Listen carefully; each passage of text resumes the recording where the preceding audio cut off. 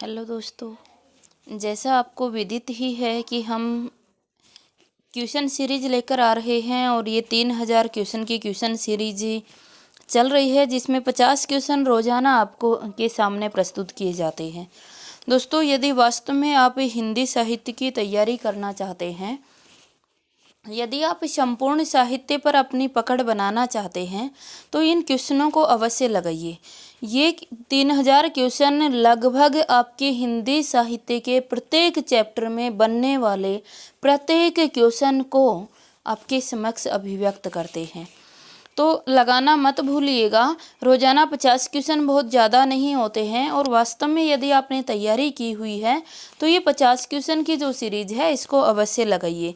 ये लगाने से आपको अपने स्कोर का पता चलता है कि हम कितना स्कोर कर पा रहे हैं।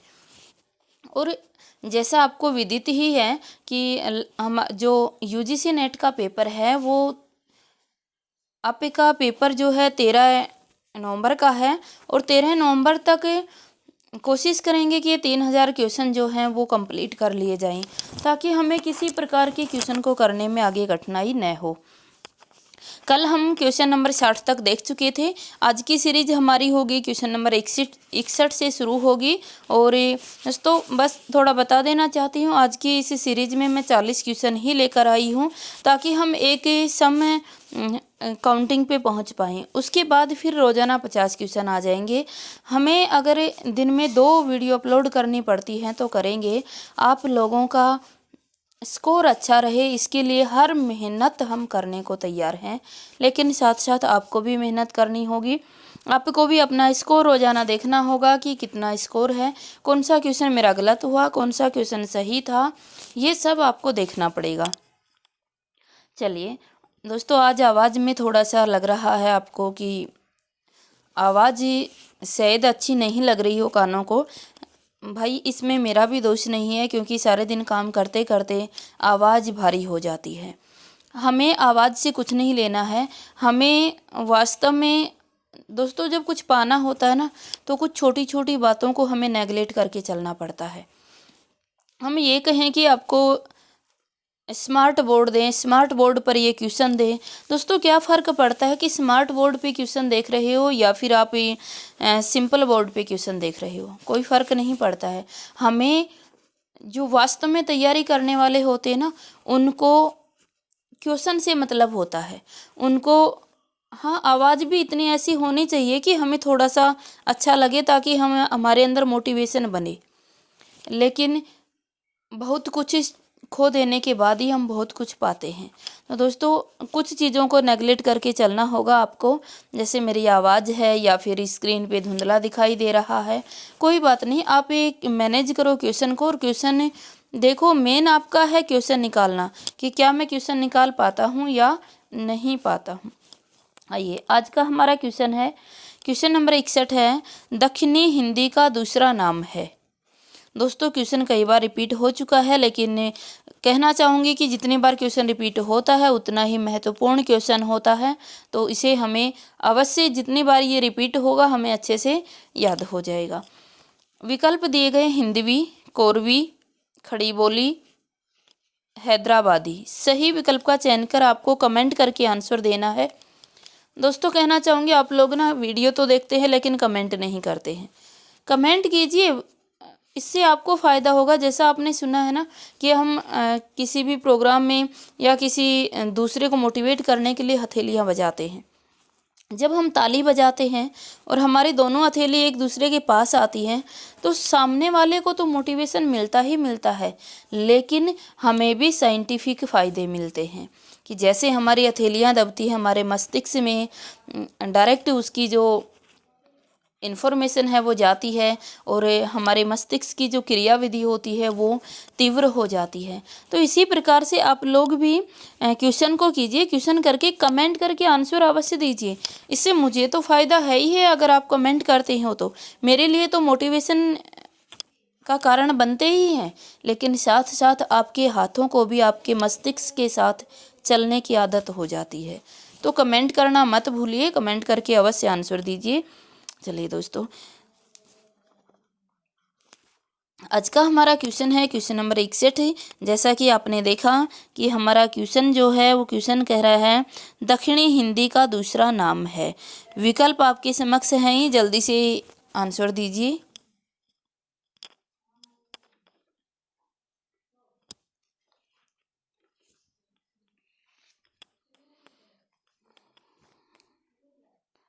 अब जानते हो दक्षिणी हिंदी का दूसरा नाम क्या हो जाएगा?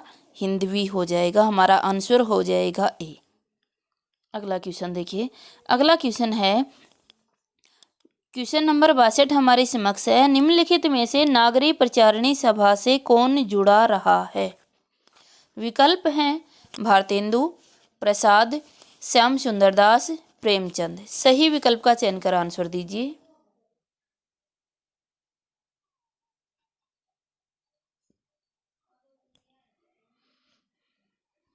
आंसर सभी ने चुन दिया होगा। आंसर क्या हो जाएगा? सी हो जाएगा। अगला क्वेश्चन देखिए। अगला क्वेश्चन है कीर्ति लता किस भाषा की काव्य रचना है? विकल्प है अवहट, प्राकृत, पाली, संस्कृत। सही विकल्प का चयन कर आंसर दीजिए।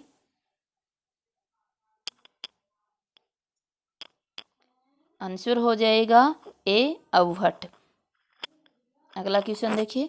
अगला क्वेश्चन है निम्नलिखित में से कौन सी बोली पूर्वी हिंदी की है? विकल्प है मगही, मेवाती, बघेली, भोजपुरी। सही विकल्प का चयन कर आंसर दीजिए।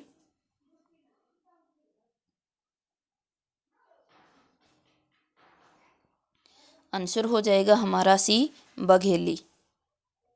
अगला क्वेश्चन देखिए। अगला क्वेश्चन है 84 वैष्णव की वार्ता है। 84 वैष्णव की वार्ता है। विकल्प है काव्य ग्रंथ, उपन्यास। दो विकल्प और मैं यहीं पे लिख देती हूँ। सी का ऑप्शन हमारे समक्ष है ब्रजभाषा की गद्य रचना, गद्य रचना किसकी? ब्रजभाषा की। और डी ऑप्शन हमारे समक्ष है इनमें कोई नहीं, इनमें से कोई नहीं।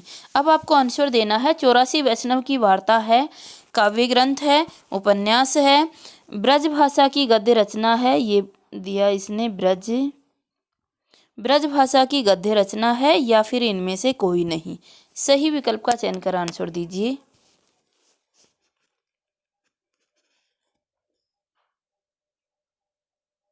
दोस्तों आंसर क्या हो जाएगा? आंसर हो जाएगा सी, ये ब्रजभाषा की गद्य रचना है। 84 वैष्णव की वार्ता जो रचना है ये ब्रजभाषा की गद्य रचना है। इसके रचनाकार कौन है ये आपको कमेंट करके आंसर देना होगा और हर किसी का कमेंट आना चाहिए। जो भी वीडियो देख रहा है अवश्य एक बार बताएं कि 84 वैष्णव की वार्ता किसकी रचना है। दोस्तों बहुत ही फेमस रचना है। ये एक आधार ग्रंथ था और ये आधार ग्रंथ है तो हमें बिल्कुल याद होना चाहिए कि ये किसकी रचना है। साथ साथ हमें ये भी पता होना चाहिए कि इसके अंदर किसके शिष्यों का वर्णन किया गया है, यानी किस प्रकार के जो भक्ति काल के कौन सी शाखा का इसके अंदर कौन सी शाखा के कवियों का इसके अंदर वृतांत दिया गया है, ये भी हमें पता होना चाहिए। तो जल्दी से कमेंट करके आप लोग बताएंगे। और अगर मन में ये आ रहा है कि मैम आप नहीं बताते हमें क्यों बताना पड़ता है, तो भाई ये सब चीज़ मैं पीछे बता चुकी हूँ। यदि आपने नहीं देखे हैं तो हमने जो यूजीसी नेट के 10 ईयर के जो क्वेश्चन पेपर थे वो इसी चैनल पर सोल्व किए हैं और आप चैनल पे जाके उनको देखिए। उनके अंदर हर क्वेश्चन का आंसर आपको बहुत डिटेल से दिया गया है। अगला क्वेश्चन देखिए।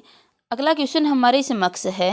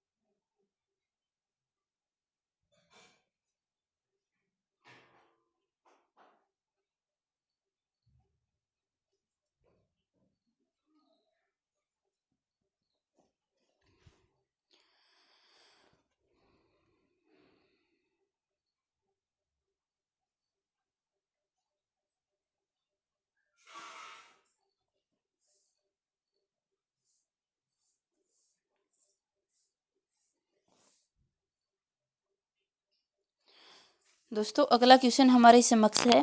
क्वेश्चन रखा गया है 252 वैष्णव की वार्ता किसकी रचना है। क्वेश्चन नंबर 66 है 252 वैष्णव की वार्ता किसकी रचना है। विकल्प हैं सहजोबाई, विठलनाथ, गोकुलनाथ, सूरदास। सही विकल्प का चयन कर आंसर दीजिए।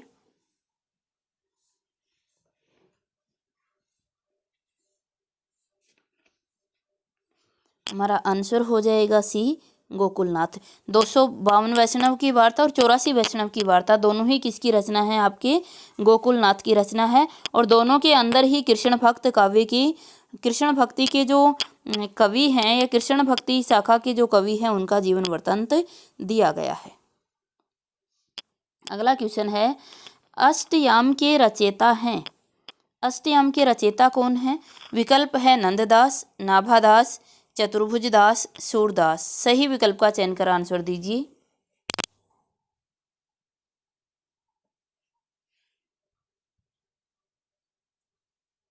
हमारा आंसर हो जाएगा बी, नाभादास। अगला क्वेश्चन देखिए। अगला क्वेश्चन है निम्नलिखित में से कौन सुमेलित नहीं है। कौन सुमेलित नहीं है। एक तरफ आपको कुछ संप्रदाय दिए गए हैं और दूसरी तरफ जो है वो उनके संस्थापक दिए गए हैं। सही मिलान करके जो सुमेलित नहीं है वो आंसर देना है। एक तरफ दिया गया है आर्य समाज, इसके संस्थापक बताए गए दयानंद सरस्वती जी। ब्रह्म समाज, इसके राजा राम मोहन राय। प्रार्थना समाज के एनी बेसेंट और रामकृष्ण मिशन के दिए गए विवेकानंद। सही विकल्प का चयन कर आंसर दीजिए कि कौन सा जोड़ा गलत है।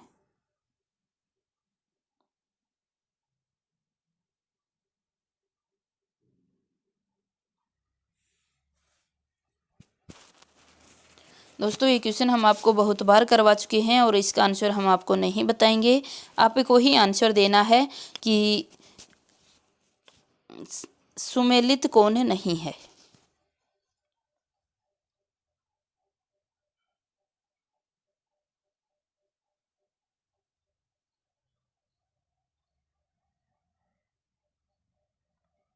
चलिए कोई बात नहीं, अभी बता देते हैं कौन सुमेलित नहीं है। आंसर क्या हो जाएगा, सी हो जाएगा। प्रार्थना समाज, एनी बेसेंट, ये इसी सुमेलित नहीं है, बाकी सभी क्या हैं, सुमेलित हैं।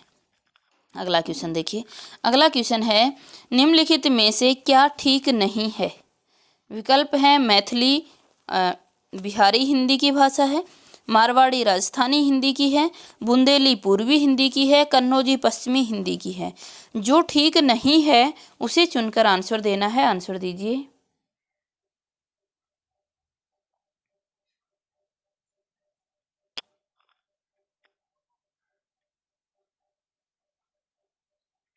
आप सभी जानते हो आंसर क्या हो जाएगा, सी हो जाएगा। बुंदेली पूर्वी हिंदी की भाषा नहीं है। अगला क्वेश्चन देखिए।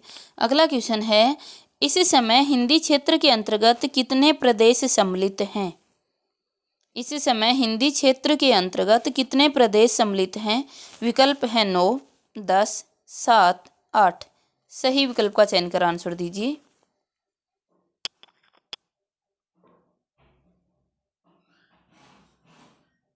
हमारा आंसर आ जाएगा बी, 10। अगला क्वेश्चन देखिए। भूतकाल के कितने भेद हैं। भूतकाल के कितने भेद हैं। विकल्प है 4, 6, 5, 7। सही विकल्प का चयन कर आंसर दीजिए।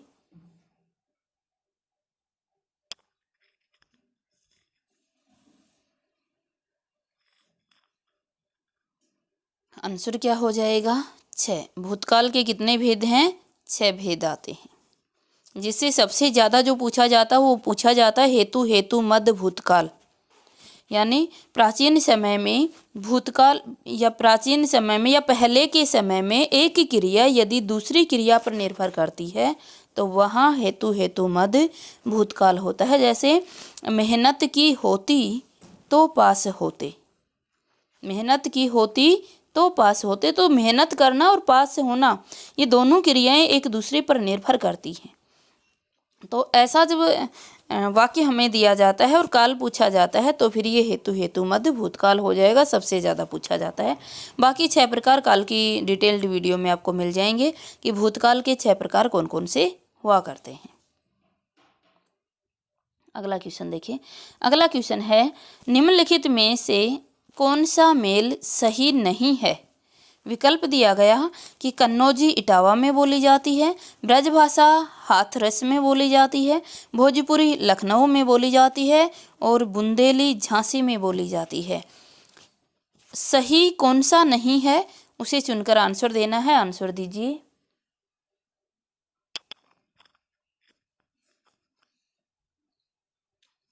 आप सभी जानते ही हैं आंसर क्या हो जाएगा। सी, भोजपुरी लखनऊ में नहीं बोली जाती है। अगला क्वेश्चन है, रामायण की रचना रचित है। विकल्प है हिंदी भाषा में, अवधी भाषा में, प्राकृत भाषा में या संस्कृत भाषा में। रामायण की रचना की गई है, कौन सी भाषा में रामायण की रचना की गई है। सही विकल्प का चयन कर आंसर दीजिए।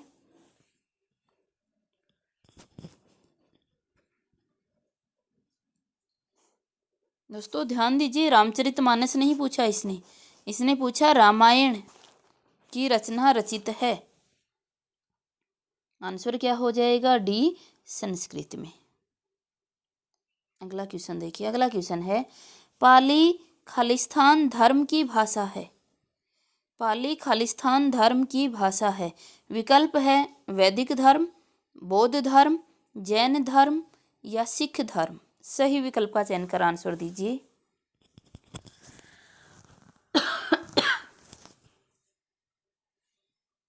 हमारा आंसर क्या हो जाएगा। बी, बौद्ध धर्म। जो पाली भाषा है ये किसकी भाषा मानी जाती है। बौद्ध धर्म की भाषा मानी जाती है। अगला क्वेश्चन देखिए।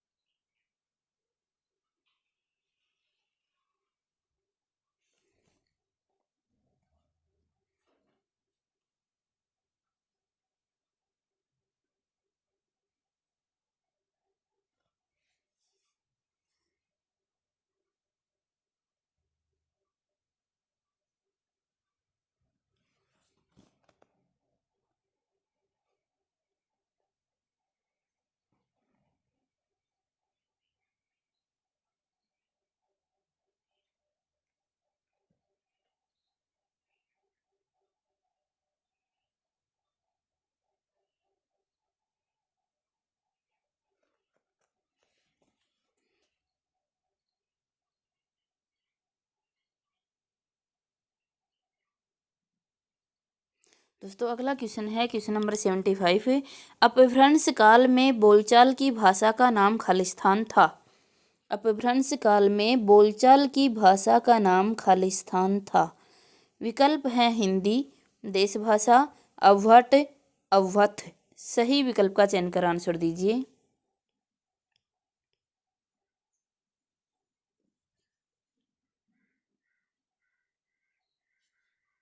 आंसर हो जाएगा बी, देश भाषा।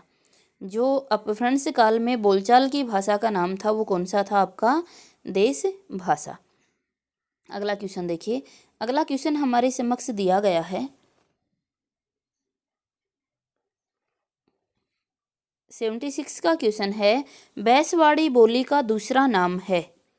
बैसवाड़ी बोली का दूसरा नाम है। विकल्प है ब्रजभाषा, अवधी, बांगरू, बुंदेली। सही विकल्प का चयन कर आंसर दीजिए।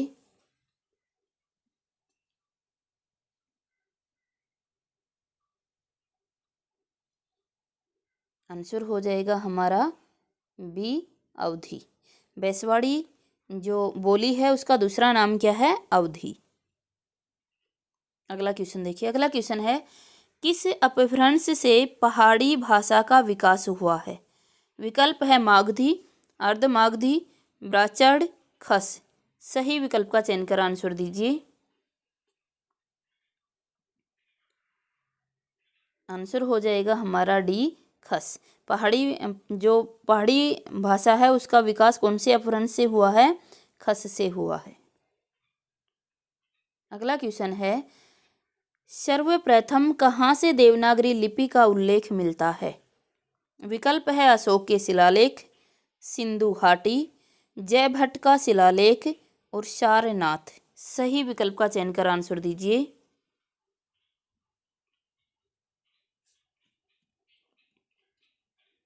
आंसर हो जाएगा सी, जयभट्ट का शिलालेख। अगला क्वेश्चन देखिए। अगला क्वेश्चन है क्वेश्चन नंबर 79। अपभ्रंश का पहला कवि किसे माना जाता है? विकल्प है स्वयंभू, हेमचंद्र, विद्यापति, जोइंदू।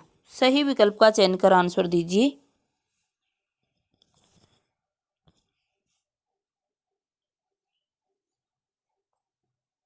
आंसर हो जाएगा ए, स्वयंभू। अपभ्रंश का पहला कवि किसे माना जाता है? स्वयंभू को माना जाता है।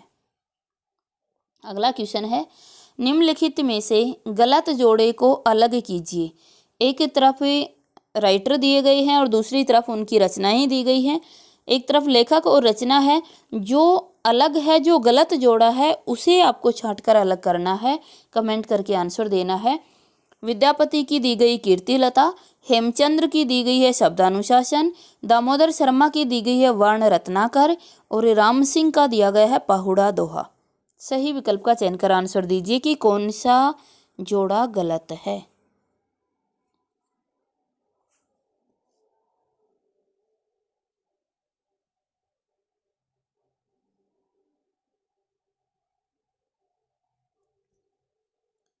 आंसर क्या आ जाएगा? सी आ जाएगा। आप सभी जानते हो जो दामोदर शर्मा हैं उनकी क्या है? उक्ति व्यक्ति प्रकरण है। वर्ण रत्नाकर रचना इनकी नहीं है। किसकी है? ज्योतिश्वर ठाकुर की है। अगला क्वेश्चन है, अपभ्रंश भाषा का प्राचीनतम प्रयोग खालिस्तान साहित्य में हुआ है। अपभ्रंश भाषा का प्राचीनतम प्रयोग खालिस्तान साहित्य में हुआ है। विकल्प है बौद्ध साहित्य, जैन साहित्य, नाथ साहित्य, रासो साहित्य। सही विकल्प का चयन कर आंसर दीजिए।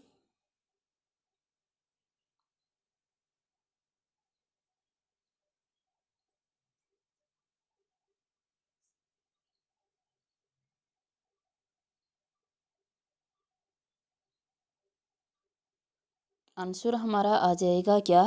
जैन साहित्य। जैन साहित्य में अपभ्रंश भाषा का प्राचीनतम प्रयोग किया गया है। अगला क्वेश्चन देखिए। अगला क्वेश्चन है, अपभ्रंश के नागर, उपनागर एवं ब्राह्मण भेद खालिस्तान ने किए हैं। विकल्प है हेमचंद्र, विद्यापति, लक्ष्मीधर, मार्कंडे। सही विकल्प का चयन कर आंसर दीजिए।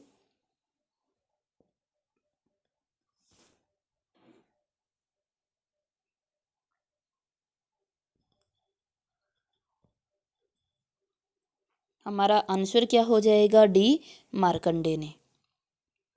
अगला क्वेश्चन है, निम्नलिखित में से कौन सी रचना अपभ्रंश का व्याकरण है? विकल्प है वर्ण रत्नाकर, पहुड़ा दोहा, शब्दानुशासन, उक्ति व्यक्ति प्रकरण। सही विकल्प का चयन कर आंसर दीजिए।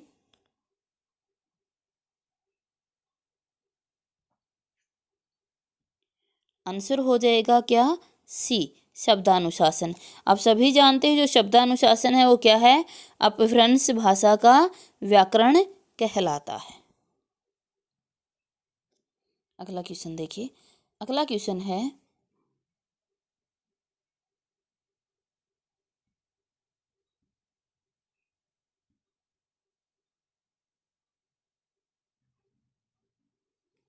दोस्तों अगला क्वेश्चन है 84। अमीर खुसरो का जन्म स्थान खालिस्तान है। विकल्प है एटा, मथुरा, अलीगढ़, मैनपुरी। सही विकल्प का चयन कर आंसर दीजिए।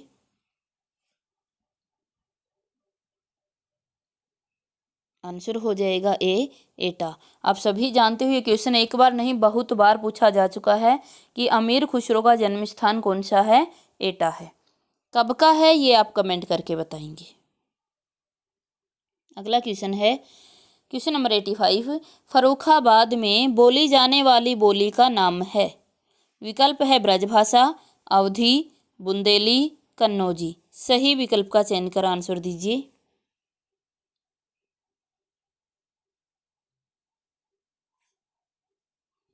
आंसर सभी ने चुन ही दिया, क्या आ जाएगा? डी, कन्नौजी।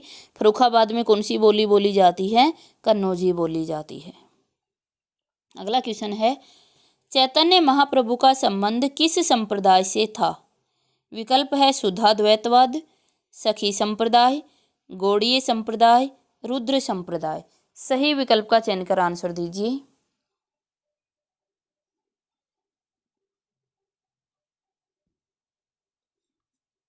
आंसर हो जाएगा सी, गौड़ीय संप्रदाय। आप सभी जानते हैं कि चैतन्य महाप्रभु का कौन सा संप्रदाय था? गौड़ीय संप्रदाय। ये सभी संप्रदाय मैंने बहुत अच्छे से करवा रखे हैं। इस वीडियो के प्लेलिस्ट में ही, इस वीडियो के नीचे डिस्क्रिप्शन में ही आपको डिटेल्ड वीडियो मिल जाएगी, जिसके अंतर्गत बहुत ही आसान कोड के साथ आपको समझाया हुआ है कि कौन सा सिद्धांत, कौन सा वाद किसके द्वारा दिया गया था, कौन सा संप्रदाय किसका है। कभी नहीं भूलोगे, अवश्य एक बार उस वीडियो पर विजिट करें और सभी उसको देखें। एक ही क्वेश्चन हर बार यहाँ से आने की संभावना होती है कि कौन सा संप्रदाय या वाद किसके द्वारा दिया गया था। तो भक्ति काल के विभिन्न संप्रदाय के नाम से एक डिटेल्ड वीडियो है, जिसके अंतर्गत बहुत आसान लॉजिक के साथ ये सब कुछ समझाया गया है। एक बार देखने के बाद आशा रखती हूँ आप कभी नहीं भूल पाओगे। अगला क्वेश्चन है किस अपभ्रंश से लहंदा भाषा का विकास हुआ है? विकल्प हैं पैसाची, सोरसेनी, खस, ब्राचड़। सही विकल्प का चयन कर आंसर दीजिए।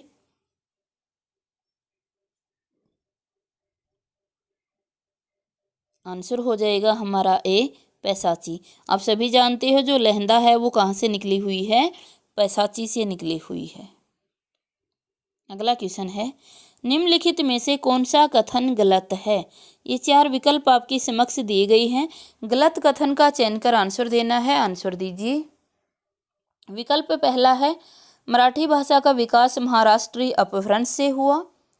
विकल्प दूसरा है मंगला भाषा अर्धभाषी अपभ्रंश से विकसित हुई। तीसरा है पहाड़ी भाषाओं का विकास खस अपभ्रंश से हुआ। चौथा है सिंधी भाषा ब्राचड़ अपभ्रंश से विकसित हुई। गलत कथन को चयन कर आंसर देना है। आंसर दीजिए।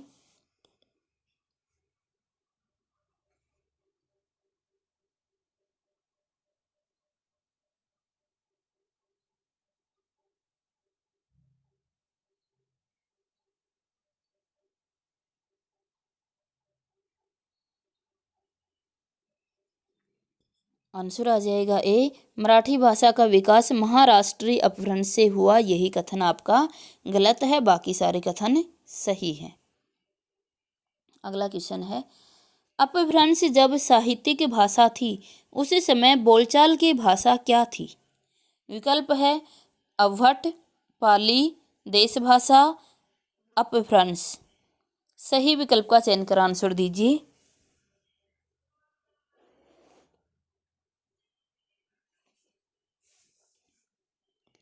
आंसर हो जाएगा हमारा सी, देश भाषा। अपभ्रंश जब साहित्यिक भाषा थी तो उस समय जो कॉमन बोलचाल की, आम बोलचाल की जो भाषा थी उसे क्या कहते थे? देश भाषा कहा जाता था। अगला क्वेश्चन है निम्नलिखित जोड़ों में से सही जोड़े को छांटिए। विकल्प है पुष्पदंत, और एक तरफ तो कवि दिए गए हैं और दूसरी तरफ उनकी रचनाएं दी गई हैं। विकल्प एक में है पुष्पदंत की रचना है भविष्यक्ता कहाँ। दूसरा है स्वयंभू, स्वयंभू की है पयुमचर्यु। तीसरा है राम सिंह, राम सिंह की दी गई शब्दानुशासन। और चौथा है देवसेन, देवसेन का दिया गया महापुराण। जो सही जोड़ा है वो जोड़ा छांट कर आपको लिखना है। तो जल्दी से कमेंट करके आंसर दीजिए।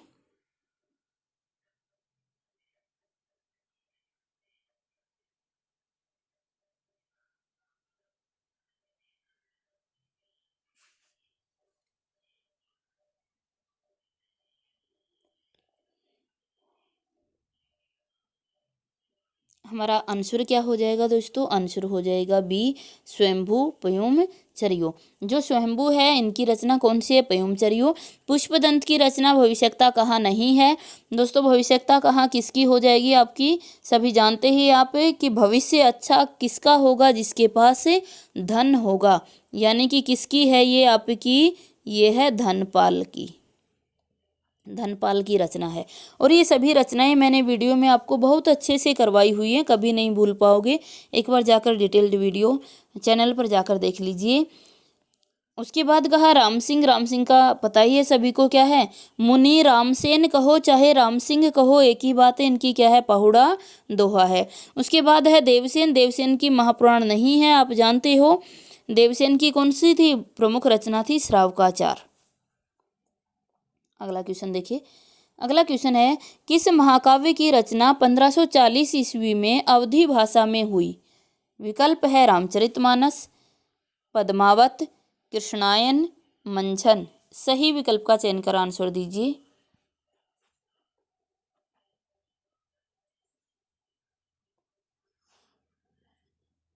आंसर हो जाएगा बी, पद्मावत। पद्मावत की रचना कब की गई थी? 1540 ईस्वी में। किस भाषा में की गई थी? अवधी भाषा में। अगला क्वेश्चन देखिए। निम्नलिखित पुस्तकों के रचनाकारों को सुमेलित कीजिए।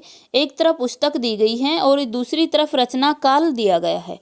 रचना काल से सुमेलित आपको करना है और सुमेलित करके जो सही कोड बन रहा है उस कोड के आधार पे आपको आंसर देना है।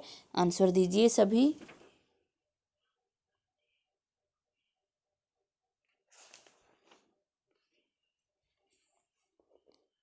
दोस्तों अभी आपके समक्ष रचनाएं हैं, इन रचनाओं को आप मिलान कीजिए, उसके बाद में अपना कोड बनाइए और कोड दिखते ही आपको आंसर देना है। आंसर दीजिए।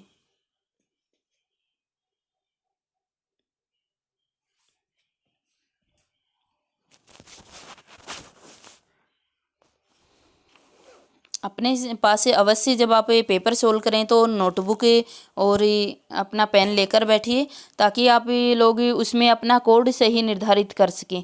ऐसा ना देखिए, कई बार हम क्या करते हैं, ऑनलाइन हमारा पेपर होता है और हम लोग क्या करते हैं, जो कंप्यूटर स्क्रीन होती है ना उसी स्क्रीन पे ही सोल्व करने लग जाते हैं। दोस्तों क्यों करते हो ऐसा? उंगली तो आपको वहाँ पर भी चलानी हो रही है, क्यों? आप पेन लीजिए, आपको पेपर मिलता है, पेन मिलता है, जल्दी से अपना कोड निर्धारित कर दीजिए और फिर देखिए, इससे समय की भी बचत होती है और इससे हमारा क्वेश्चन भी गलत होने की संभावना नहीं रहती है। तो आप मैं वही कर रही हूँ, आपको कोड नहीं दे रही हूँ, आप जल्दी से अपना कोड बनाइए इन क्वेश्चन को विकल्प को देखकर और फिर हमें सही आंसर दीजिए कि सही आंसर क्या होगा। अभी मैं आपको कोड दिखा देती हूँ।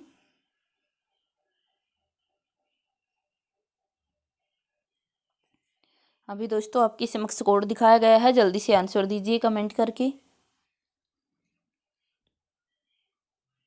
आंसर हो जाएगा हमारा ए।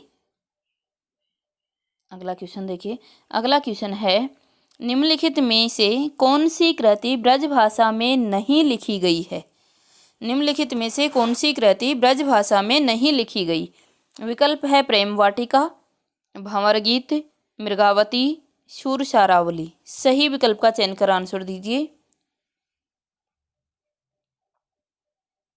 आंसर हो जाएगा सी, कौन सी? मृगावती। मृगावती जो है वो ब्रज भाषा में नहीं है, कौन सी भाषा में लिखी गई है? अवधी भाषा में लिखित है। अगला क्वेश्चन है, न खालिस्तान वर्ग का व्यंजन है।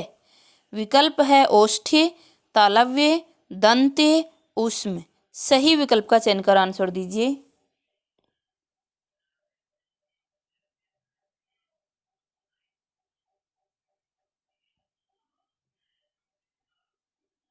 आंसर हो जाएगा सी, दंते। दोस्तों आप सभी जानते हो कि जो न है वो कौन सा है? तैवर्ग का है। तैवर्ग का पांचवा और तैवर्ग का उच्चारण स्थान क्या है आपका? दंते होता है। लेकिन यदि यहाँ दंते में दंते विकल्प न देकर दंत की जगह नासिका दे देता तो हमारा आंसर क्या हो जाता? नासिका। क्योंकि प्रत्येक वर्ग का जो पंचम वर्ण होता है उसका उच्चारण स्थान क्या होता है? नासिका हुआ करता है। अगर ये वर्ग के साथ आता है तो न किसका हो जाएगा? दंते का। फिर भी कहना चाहेंगे कि यदि किसी को भी इसमें संदेह है और ये आपको अच्छे से आप डिसाइड नहीं कर पा रहे हो कि कौन सा वर्ग का उच्चारण स्थान क्या होता है, तो आप चैनल की प्लेलिस्ट पे जाइए और वहाँ पर उच्चारण स्थान से संबंधित वीडियो है, आप उसको देखिए, अच्छे से समझ जाओगे, कभी भी नहीं भूल पाओगे कि किसका उच्चारण स्थान क्या है। अगला क्वेश्चन देखिए। अगला क्वेश्चन है, इंदु पत्र का संपादन खालिस्तान छायावादी कवि ने किया था। इंदु पत्र का संपादन खालिस्तान छायावादी कवि ने किया था। विकल्प है जयशंकर प्रसाद, सुमित्रानंदन पंत, निराला, महादेवी वर्मा। सही विकल्प का चयन कर आंसर दीजिए।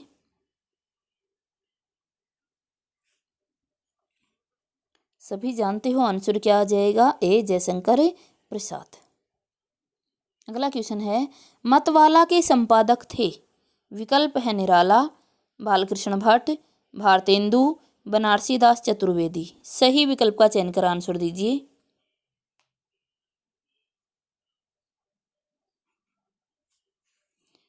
अब सभी जानते हो मतवाला का कार्यभार किसने संभाल लिया था, निराला जी ने।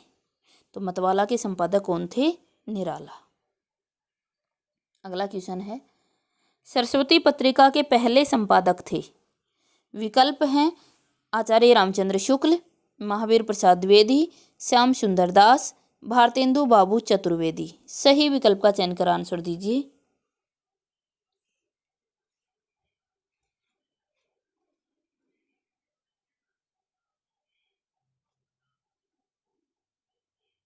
आंसर क्या आ जाएगा, सी श्याम सुंदर दास। श्याम सुंदर दास के बाद कार्यभार किसने संभाला था, एम द्विवेदी ने, है ना। तो सरस्वती पत्रिका के जो संपादक थे, पहले संपादक कौन थे, श्याम सुंदर दास। उसके बाद कार्यभार 1903 में किसने संभाल लिया था, महावीर प्रसाद द्विवेदी ने। अगला क्वेश्चन है, निम्नलिखित जोड़े को छांटिए। नीचे जोड़ा दिया गया है और ये जो जोड़ा हमारे समक्ष दिया गया है, इसमें से हमें सही जोड़े को छांटना है कि सही जोड़ा कौन सा है।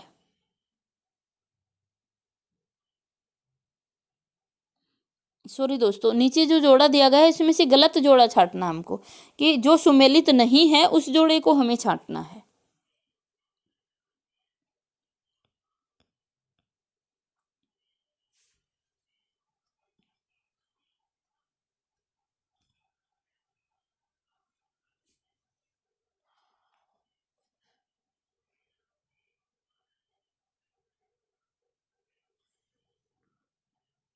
हमारा आंसर क्या हो जाएगा, डी, मुंशी सदासुखलाल का प्रेम सागर नहीं है। जो जोड़े में सुमेलित नहीं है वो आपको छांटना था, जो सही सुमेलित नहीं है। तो नहीं कौन सा है, मुंशी सदासुखलाल का प्रेम सागर नहीं है। बाकी रामप्रसाद निरंजनी का भाषा योग वशिष्ठ एक गद्य काव्य, आप सभी जानते हो, गद्य रचना है। उसके बाद है गंग कवि। गंग कवि की क्या है, चंद छंद वर्णन की महिमा, ये भी एक चंपू काव्य है आपका। सदल मिश्र की क्या है, नासिकेत तोपख्यान। और मुंशी सदासुखलाल की क्या है, प्रेम सागर नहीं है। अगला क्वेश्चन देखिए। अगला क्वेश्चन है, हिंदी साहित्य आधुनिक काल का जनक किसे कहा जाता है। हिंदी साहित्य आधुनिक काल का जनक किसे कहा जाता है। विकल्प हैं आचार्य रामचंद्र शुक्ल, भारतेंदु बाबू हरिश्चंद्र, महावीर प्रसाद द्विवेदी और अज्ञे जी। सही विकल्प का चयन कर आंसर दीजिए।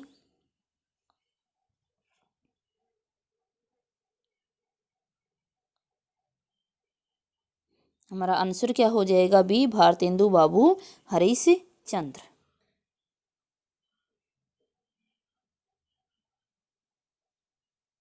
अगला क्वेश्चन हमारे समक्ष है, उत्तर प्रदेश सरकार द्वारा 1947 में गठित लिपि सुधार समिति के अध्यक्ष कौन थे। उत्तर प्रदेश सरकार द्वारा 1947 में गठित लिपि सुधार समिति के अध्यक्ष कौन थे। विकल्प हैं महात्मा गांधी, पीडी टंडन, आचार्य नरेंद्र देव, वीजी खेर। सही विकल्प का चयन कर आंसर दीजिए।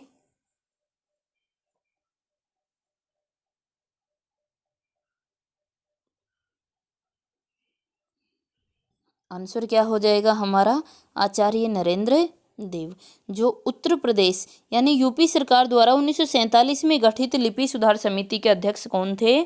आचार्य नरेंद्र देव। आज के हमारे जो 50 क्वेश्चन की सीरीज है वो यहीं समाप्त होती है। आज 100 तक ही हम करवाएंगे और अगले वीडियो में आपको देखने को मिलेगा पुनः 50 क्वेश्चन। दोस्तों, क्वेश्चन हमारे थोड़े से आसान हैं कुछ क्वेश्चन, लेकिन आसान हैं तब भी आपको करने चाहिए। कुछ क्वेश्चन यहाँ पे जो हैं वो अच्छे क्वेश्चन हैं, कुछ मीडियम साइज के क्वेश्चन हैं, कुछ आसान क्वेश्चन हैं। तो जो भी तीनों प्रकार के क्वेश्चन, क्योंकि 3000 क्वेश्चन में हम हर एक प्रकार के क्वेश्चन को सोल्व करने वाले हैं, हर एक प्रकार के क्वेश्चन को आपके समक्ष लेकर आने वाले हैं। तो दोस्तों, आशा रखती हूँ कि ये क्वेश्चन आपको अच्छे लगे होंगे, और वास्तव में अगर क्वेश्चन अच्छे लगे हैं तो कमेंट करके अवश्य बता दीजिए, ताकि मुझे भी मोटिवेशन मिलता रहे और मैं इसी प्रकार से सकारात्मक ऊर्जा के साथ ही आपके समक्ष प्रस्तुत होती रहूँ। धन्यवाद।